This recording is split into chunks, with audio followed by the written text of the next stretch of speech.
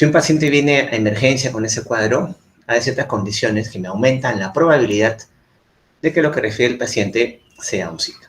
Y son obviamente algunas comorbilidades, ¿no? O algunas condiciones. Una edad mayor, sexo masculino, antecedentes familiares de eventos coronarios, diabetes, enfermedad renal y otras más, ¿no? También tengan en cuenta que hay pacientes que, por ejemplo, no van a hacer lo torácico. No lo hacen, sino hacen un síntoma equivalente, llamado equivalente anginoso. ¿Cuáles son los equivalentes anginosos? Disnea, náuseas, vómitos, diaforesis, fatiga, síncope, ¿no? Son pacientes que no hacen dolor, pero pueden venir con síncope, pueden venir con disnea, pueden venir con diaforesis. Un diabético, por ejemplo, que llegue a emergencia con disnea, con diaforesis, aún sin angina, sin dolor torácico típico, podrías sospechar tú que sea un Zika, ¿no? Y deberías atenderlo como tal. Entonces, el término Zika, recuerda, es clínica con electro. Y solamente la clínica, tú lo catalogas como dolor torácico o angina típica, ¿no? O síndrome anginoso. O sea, solamente el cuadro clínico, dolor torácico. Y ante ese cuadro clínico, yo tengo que sacarle un electro para ver si es o no es un Zika. O sea, Zika es clínica y electro. Hemos mencionado que el electro es lo que va a definir si el dolor torácico es o no un Zika y puede ser normal al inicio en los pacientes. Por eso, como hay normalidad en los primeros 15-30 minutos, se considera pedir un control de un nuevo electro para ver si han habido cambios. ¿Cuáles son los cambios que hay que buscar? Si es un Zika ST elevado, obviamente elevación, como ven acá del segmento STs, o la presencia de un nuevo bloqueo completo de rama izquierda de las X. En Zika ST no elevado, ya lo dijimos, lo que vas a ver es una inversión de la onda T o una depresión del ST. Incluso, ya saben, puede haber un electro normal. Entonces, con clínica y con electro, yo defino Zika. Y lo que defino es que si es ST elevado o es ST no elevado. Hasta acá, para nada, les he mencionado los biomarcadores. Los biomarcadores son las enzimas. ¿Y para qué sirven las enzimas? Las enzimas sirven para definir si hay presencia de necrosis miocárdica, infarto. Ese cuadro, miren de qué año es, el 98. Acá teníamos, se hablaba, ¿no?, de mioglobina, CPK, DHL incluso, y troponinas. Sin embargo, actualmente, los biomarcadores se basan en el dosaje de las troponinas. Y en ocasiones también me puede servir lo que es la CPK-MB. Ciertamente, las troponinas se elevan antes que la CPK-MB y su elevación dura mucho más tiempo. Y se relaciona el nivel de elevación de las enzimas con el nivel de necrosis miocárdica. O sea, mayor elevación, mayor necrosis.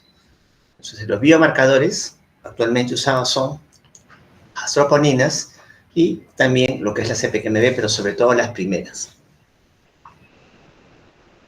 las troponinas. Recuerden que la utilidad es para definir o no la presencia de infarto de miocardio, de necrosis. Diagnóstico de Zika, pues establezco con clínica y con electro.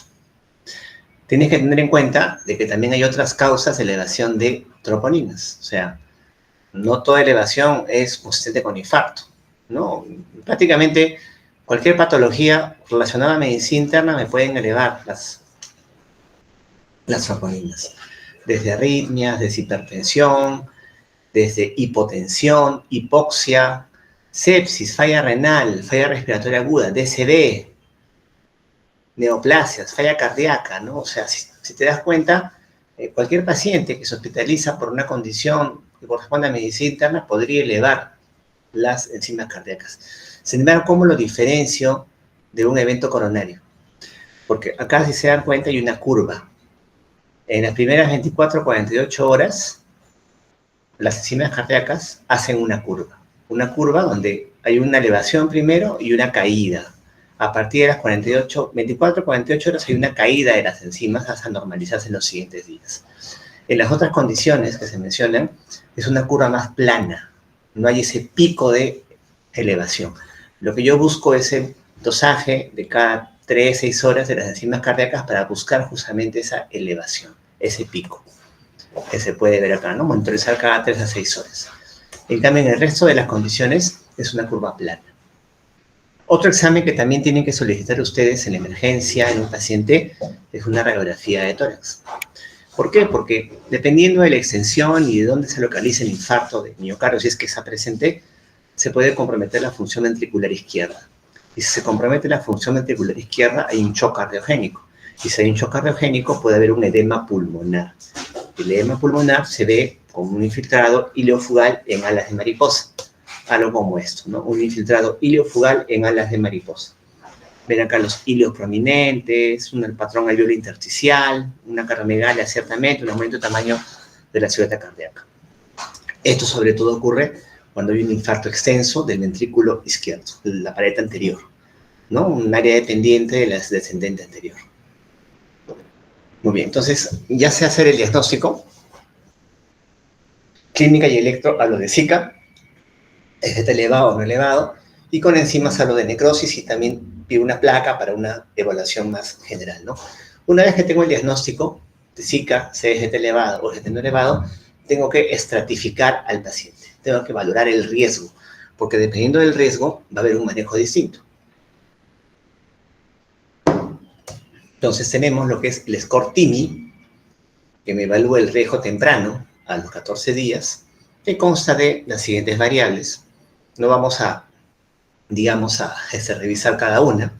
Y también tengo lo que es el score del riesgo GRACE, que también tiene otras variables y es un puntaje un poco más complejo. La cosa es que ya sea con TIMI o ya sea con GRACE, lo que yo valoro es el riesgo del paciente de mortalidad en cierto tiempo, para definir mi conducta una vez hecho el diagnóstico, ¿no? En terapéutica siempre hemos hablado, hasta el ser un diagnóstico, y luego la conducta va a depender muchas veces de la clasificación del paciente. Se basa en eso, TIMI, GRACE. Quiero que lo tengan en cuenta. Listo, ya sabemos el diagnóstico, cuadro clínico, valorar el riesgo. Ahora sí vamos a ver la parte terapéutica netamente. ¿Qué medidas terapéuticas debo tomar?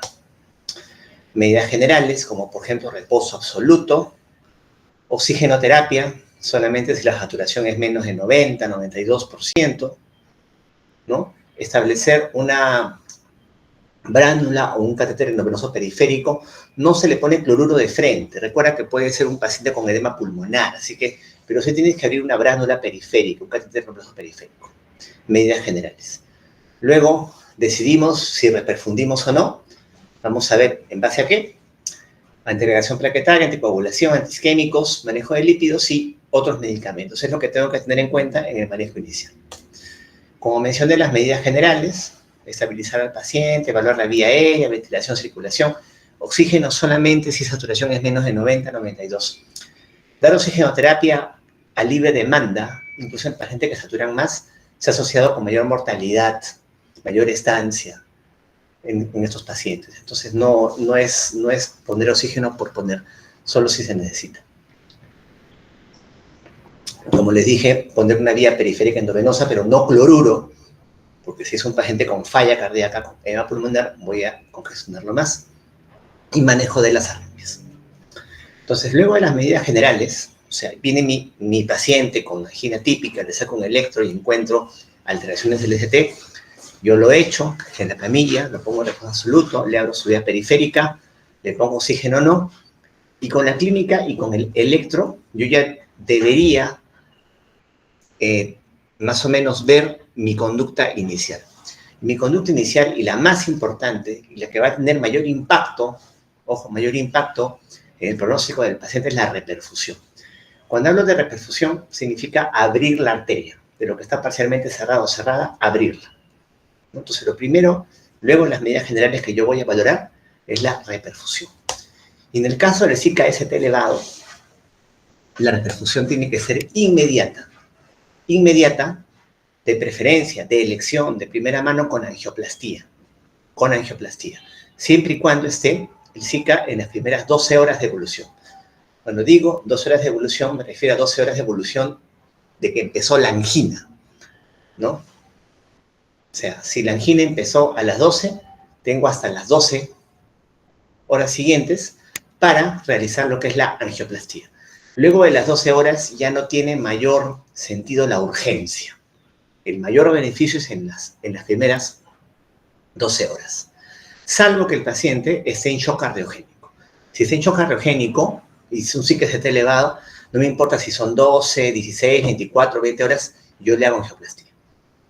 Entonces, ¿cómo yo defino que sí que está elevado? Con clínica y con electro. Yo veo ST elevado y tiene menos de 12 horas, debería entrar el paciente a angioplastía.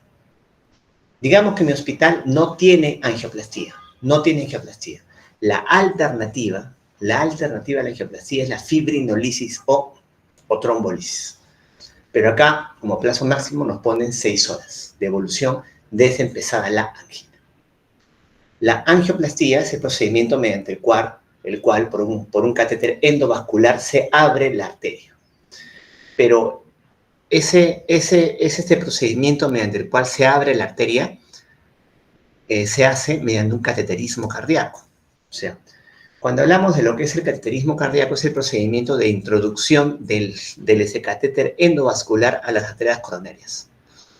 Y una vez que hacemos el cateterismo cardíaco, cuando abrimos la arteria, ese procedimiento se llama angioplastía.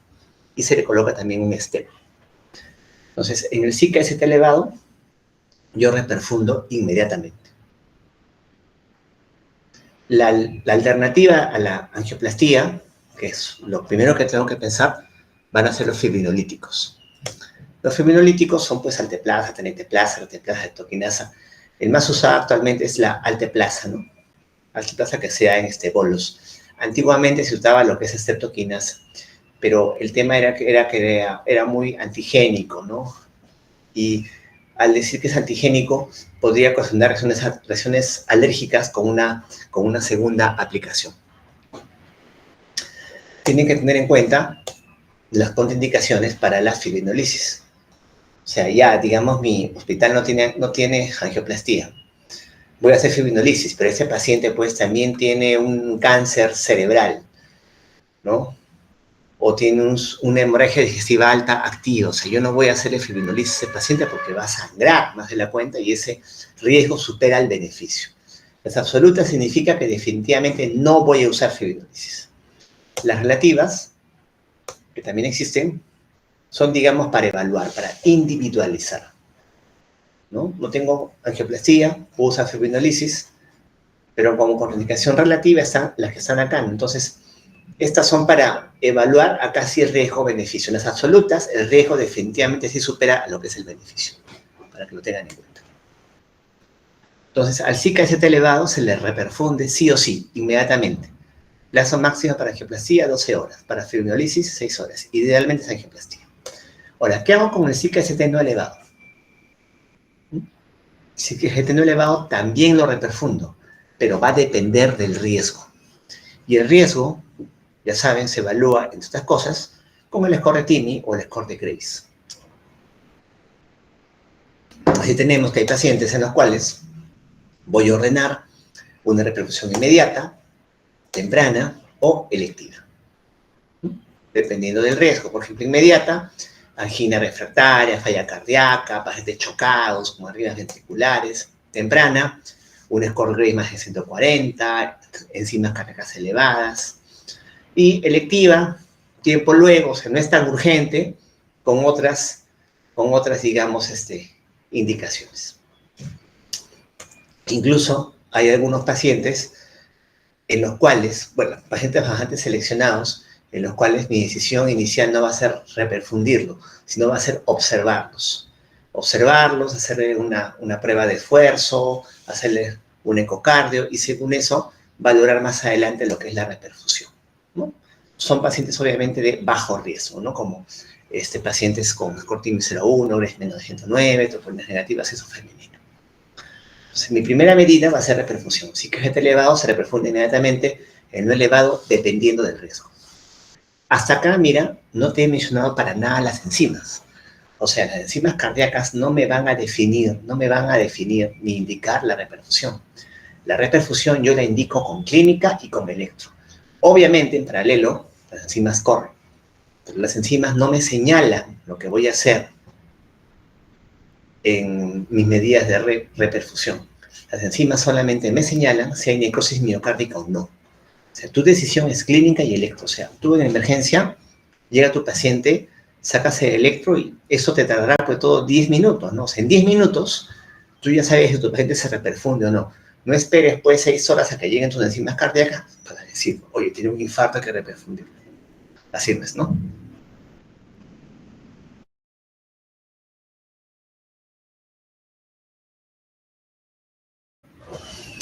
Listo, vimos ya lo que es reperfusión, ahora vamos a ver lo que es agregación plaquetaria. Y acá tenemos lo que son los antiagregantes plaquetarios.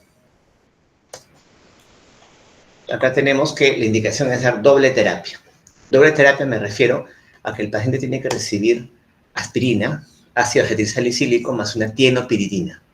Las tienopiridina son el clopidogrel, el ticagrelor o el prasugrel.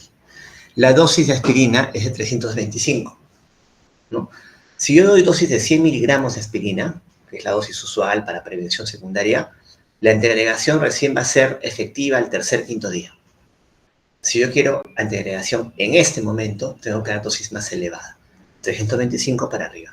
Acá no existe dosis de 325, pero existen las de 100, o sea, 4 de 100 miligramos, 400 miligramos, masticada y tragada. ¿Por qué masticada y tragada? Para mejorar la absorción. Entonces, inicialmente se da terapia dual, aspirina más una tienopiridina, que puede ser clopidogrel, que puede ser ticagrelor o puede ser prasugrel. Ahora, ¿cuál usar? De estas tienopiridinas, las que son excelentes y mejores antiagregantes son el ticagrelor y el prasugrel. ¿Ya? Son tan buenos antiagregantes que obviamente tienen riesgo de sangrado. Entonces, si el paciente con Zika, digamos, es elevado, yo le he sometido a una fibrinolisis, voy a darle terapia dual sí, con aspirina sí, pero ¿cuál voy a usar? Ticagrelor y prasugrel que tienen riesgo de sangrado encima con fibrinolítico, no es cierto? Si el paciente es sometido a fibrinolisis, mi elección va a ser darle aspirina con clopidogrel, que es un buen antiagregante, pero no tiene pues ese riesgo de sangrado, de ticagrelor o prasugrel, que ese riesgo obviamente es porque son buenos antiagregantes, o sea, un antiagregante más un fibrinolítico, el riesgo de sangrado se potencia y sería mucho peor si le pongo ticagrelor o prasugrel. Entonces, fibrinolisis aspirina con clopidogrel. En cambio, en angioplastía o en pacientes que no van a ser reperfundidos, sí podemos indicar lo que es ticagrelor o prasugrel como alternativas. Pero si sometida a fibrinolisis, mi elección va a ser clopidogrel. Entonces, antiagregación doble. Ahora, ¿por cuánto tiempo vamos a dar la antiagregación doble? O sea, todos los días, y todos los días por lo menos por un año. O sea, luego del Zika, por lo menos por un año, el paciente va a recibir antiagregación doble. Y luego del año se queda con uno solo. Y ese uno solo suele ser aspirina. O sea, luego de su Zika, de su infarto, antiagregación doble, por un año. O sea, ya sea aspirina con clop, aspirina con ticagrelor o con prasugrel. Y luego del año, aspirina azul, de por vida, ¿no? Prevención secundaria.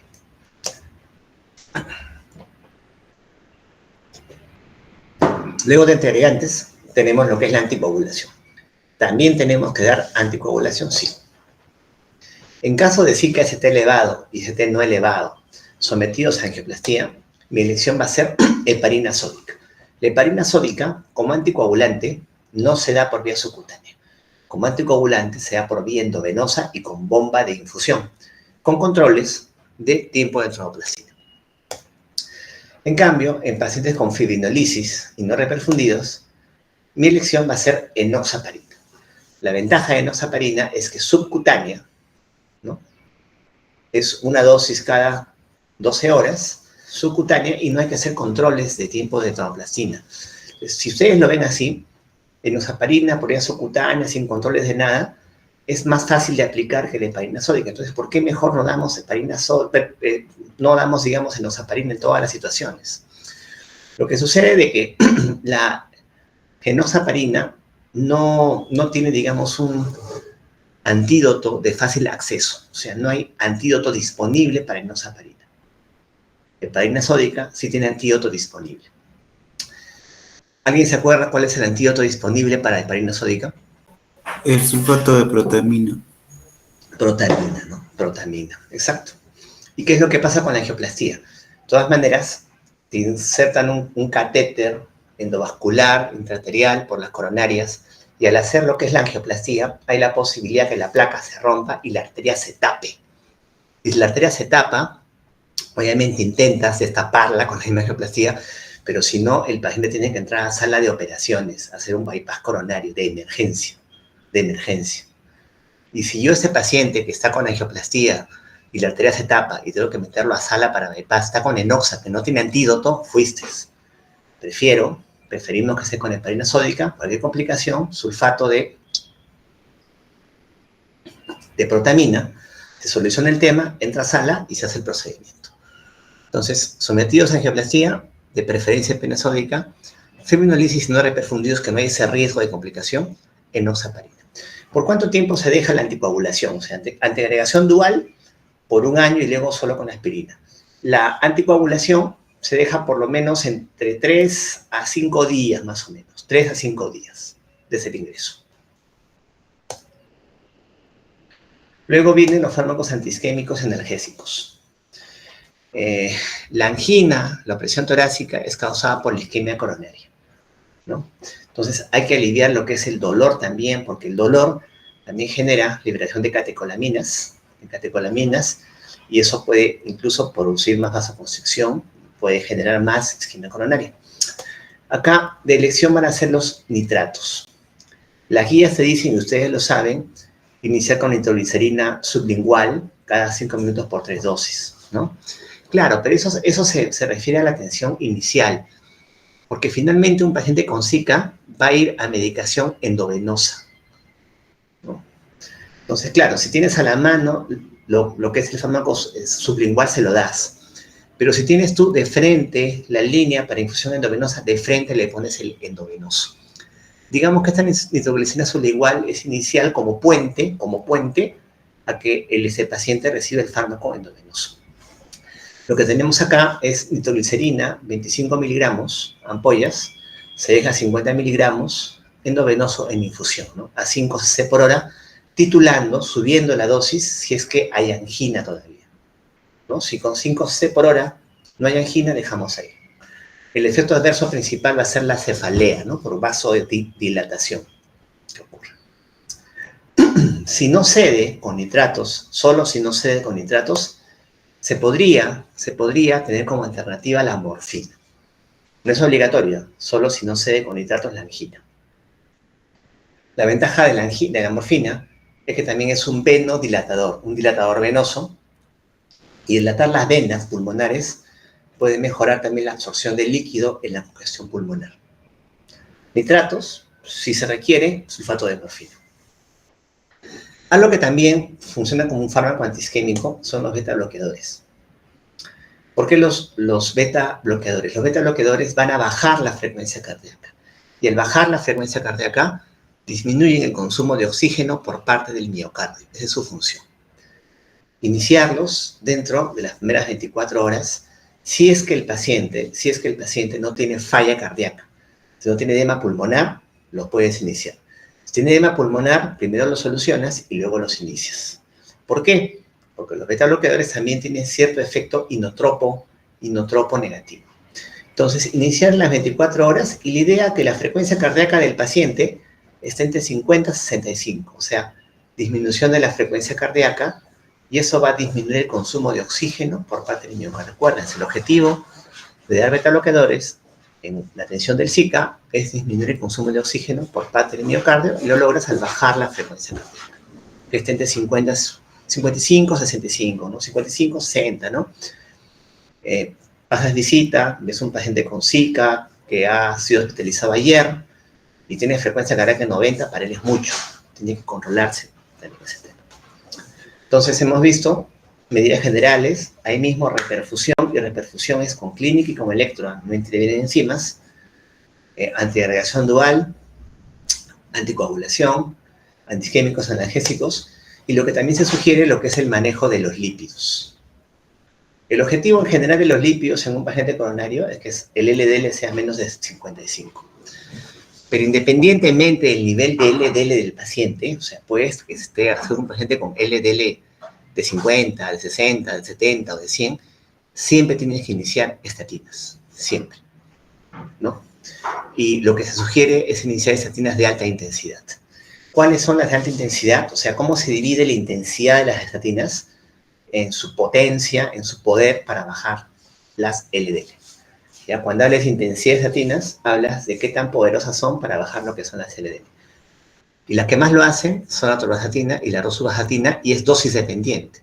Atorva de 40-80 o rosu de 20-40. Cualquiera de las dos, ¿eh? Cualquiera de las dos. Con menor dosis van a ser de moderada intensidad. No solamente es independiente del nivel de lípidos, ¿eh? ¿Por qué? Porque se ha visto que las estatinas se estabilizan la placa de ateroma. Tienen esa función también. Sirven sirven además como antiinflamatorios, digamos, endoteliales y estabilizan la placa de ateroma. Entonces, deberías iniciar con todo lo que te he dicho, estatinas de alta intensidad. Puedes usar atorva de 40 o 80 y el manejo va a ser de por vida, permanente, independientemente de tu nivel de LDL. Este objetivo que les pongo de 55 ha ido bajando con el tiempo. Antes era 100, luego 70, ahora es 55. El lema es, mientras más bajo, es mejor. Es lo que se quiere. Entonces, hasta ahorita, medidas generales, reperfusión, antiagregación dual, ¿no? Anticoagulación, antiisquémicos, manejo de lípidos. Luego de eso, hay una serie de fármacos más que tú vas a agregar, pero que no son de urgencia en ese momento, ¿no? Dependiendo ya, como te digo, de cada situación. Por ejemplo, el paciente, por la extensión del infarto, me hace falla cardíaca con fracción de eyección baja. Ya le daría los fármacos que se dejan en falla cardíaca con fracción de eyección baja, YECA, SARAS, espironolactona, ISGLT2 incluso, y otros medicamentos más. Pero el manejo inicial es hasta acá, ¿no? Primero lo que es el diagnóstico, clínica y electro, con eso defines. Recuerda que las enzimas no van en mi decisión inicial. Medidas generales, reperfusión, antiagregación, anticoagulación, antiisquémicos, manejo de lípidos, ¿no? Es lo que tenía que saber. Y eso sería todo. No sé si tuvieran alguna pregunta. Doctor, una pregunta. ¿El uso de estatinas en el caso de, bueno, que no hayan tenido un infarto, también es de por vida? Ya. Me hablas del manejo de las dislipidemias. Ajá. Ya. El tema de la dislipidemia es una enfermedad crónica. Ya. Como la diabetes y como la hipertensión. O sea, es como que yo tome un enalapril y me baja la presión, voy a mi control, mi presión ya está baja, entonces ya suspendo, vuelve a subir. Lo mismo va a pasar con los lípidos, ¿ya? Pero las indicaciones son bastante puntuales. O sea, yo dejo estatinas cuando mi LDL es más de 190, por ejemplo. Con menos de 190, el manejo es corrección de estilos de vida, ¿no? Pero sí, si tú las inicias, pero bien iniciadas, el manejo es de por vida. Lo que puedo bajar es la dosis, ¿no? O sea, eso sí. Y doctor, otra pregunta. Por ejemplo, estoy en mi posta, viene un paciente con una clínica en Zika, 2 horas de evolución, y ahí tengo, supongo que tendré el Alteplas, ¿no? Alteplasa no. En la posta no hay. No. Tampoco. Olvídate, en la posta lo que vas a tener es tu gránula, tu cloruro, oxígeno, aspirina, y por ahí nitroglicerina sublingual, nada más. El tema de Alteplasa es ya de manejo hospitalario. ¿Cuál es el problema? El Alteplasa sí, es cierto, es un fibrinolítico, ya, pero también puede conllevar riesgo de sangrado. O sea, tiene que ser un paciente bajo estricto monitoreo, ¿no? O sea, lo que ustedes tienen que llevarse de la clase es en qué pacientes voy a requerir yo reperfusión inmediata. De preferencia, ya saben, con angioplastía alternativa, fibrinolisis. Ojo, la fibrinolisis solo es alternativa en el Zika-ST elevado. En el Zika-ST no elevado no se usa fibrinolisis. Lo que podría usar es angioplastía dependiendo del riesgo. En una posta, a lo más, si es que tienes electro, excelente, ¿no? Vas a hacer el diagnóstico por lo menos de Zika-ST elevado o no elevado, y ahí ya viene el tema de la referencia. Tu manejo inicial podrá ser antiagregación doble, antiisquémicos, oxígeno si lo necesita y punto, ¿no? El manejo fibrinolítico ya corresponde a otro nivel, ¿no? Y obviamente riesgo también eso. Ok. Gracias, doctor. Ya. Doctor, disculpe, Sobre la doble antiagregación que se tiene que dar en pacientes con fibrinolisis, igualmente ahí la doble hasta un año y ahí después se queda con aspirina. Solo con aspirina, sí. Solo con aspirina. ¿Es lo mismo igual también para los que van a ser usuarios de angioplastía? Igualito, un año. Porque en angioplastía podía usar los potentes, ¿no? Ticagrelol, Prasugrel.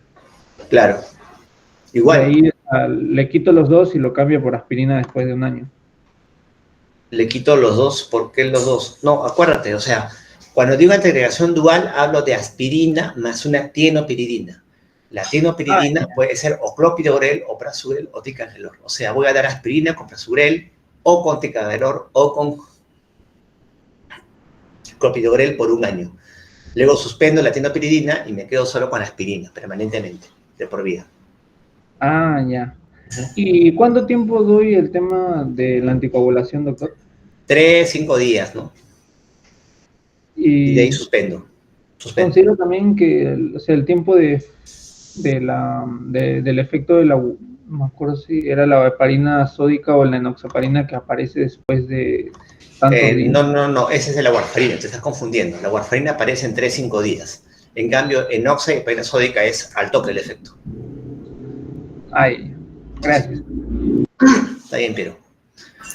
Doctor, es una consulta. En el caso de, en el abordaje primario, sí se le realiza el electrocardiograma. Claro. Y ahí sí puedo distinguir si es que es Zika elevado o no elevado. Exacto. En ambos casos, sí o sea, como primera tentativa, ¿va a ser la angioplastia coronaria o solamente para Zika elevado? A ver, acuérdate, si es un Zika elevado y está de menos de 2 horas de evolución, mi primera alternativa es angioplastía. La primera alternativa. Yo lucho porque el paciente se haga una angioplastía. Mi hospital no tiene angioplastía, bueno, ya fibrinolisis, pero dentro de las primeras 6 horas. O sea, Zika elevado se reperfunde, sí o sí. La única alternativa en el Zika elevado, que yo pueda hacer angioplastía después de 12 horas, así de urgencia, es si tiene shock cardiogénico. En el Zika no elevado, también reperfundo, pero va a depender del riesgo, ¿no? Escortimi, Grace, algunos pacientes de riesgo, puede que sea inmediato, puede que sea en 24 horas, puede ser 72 horas o puede ser más adelante. O sea, el que sí o sí, inicialmente va a ser el Zika elevado, siempre y cuando esté dentro de las primeras 12 horas para angioplastía. Doctor, en el caso de un Zika no elevado, bueno, con ST no elevado, podría ser una angina inestable. Entonces, podría considerar como que es iniciar la doble antiagregación antes que la terapia de reperfusión, doctor. No, claro, o sea, independientemente que sea Zika elevado o no elevado, yo tengo que iniciar la terapia dual antiagregación, tengo que iniciar la anticoagulación, hay que iniciar la terapia antiisquémica y hay que iniciar el manejo de lípidos.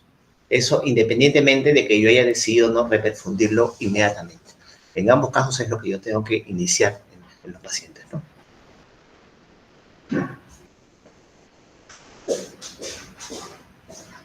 Ay, doctor. Gracias. De la antiagregación, antes del manejo de reperfusión, no se hace. La antiagregación... No, sí se hace. Es de las primeras medidas que tú tomas. Ay. Igualito, claro. No, olvídate. Alison. Doctor, sí, sobre el manejo del dolor que mencionó, ¿se utiliza cuando el paciente está solamente hospitalizado o también se le da por cierto tiempo, por así decirlo? ¿O solamente es sintomático? No, solamente es sintomático, ¿no? Mira, la angina de pecho ocurre por la obstrucción coronaria, sea total o sea parcial. Si la reperfusión ha sido exitosa, el paciente ya no tiene angina. Claro, se le puede indicar condicionalmente, si es que por ahí presenta episodios, podría tomar el tema de la nitroglicemia sublingual. Pero si es que tiene episodios, quiere decir que el stem se pudo haber obstruido, o sea, debería ser reevaluado a ese paciente, ¿no? O sea, doctor, primero hace la angioplastía y de ahí sigue los demás pasos, ¿o es todo como que paralelo? No, todo paralelo, olvídate, todo paralelo. O sea, yo recién en paciente con angina o el diagnóstico, le meto aspirina, le meto anticoagulación, le meto antiisquémicos, inicio la torvastatina y en paralelo voy llamando al ese cardiólogo hemodinamista para que lo evalúe y proceda con el cateterismo, ¿no? Ay, genial, doctor, gracias. ¿Alguna pregunta más? Doctor, es dependiendo del paciente, pero ¿cómo se llama? El manejo de los líquidos, ¿suelo iniciar con una dosis en específico? Como te dije, o sea, lo que tú vas a iniciar son las de alta intensidad. Alta intensidad son 40, 80 de atorva o 20, 40 de roso. 20, 40 de roso, sí. O sea, acuérdate que intensidad, cuando escuchen esa palabrita, se refiere a la potencia que tiene la estatina en disminuir lo que son las LDL. Si ustedes revisan guías anteriores, los objetivos de LDL han ido cambiando. Decían menos de 100, menos de 70, ahora menos de 55. En las últimas conferencias lo que dicen es mientras más bajo, mejor, ¿no? O sea, independientemente de tu nivel de LDL, tienes que iniciar intensidad alta, porque el objetivo ahí es el tema de estabilizar la placa de ateroma de las arterias coronarias, ¿no?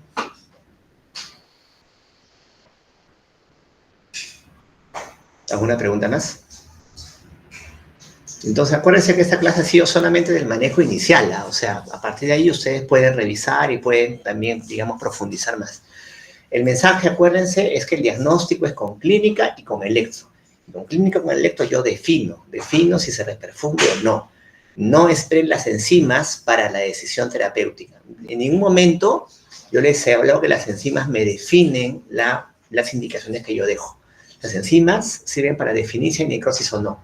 La idea, finalmente, es que las enzimas no se eleven, ¿no? O si se eleven, que se eleven poco. Porque más elevación de enzimas es más necrosis miocárdica, ¿no? Ese es el mensaje. ¿Alguna pregunta más? Todo claro, doctor. Listo. Entonces, chicos, nos vemos la siguiente semana.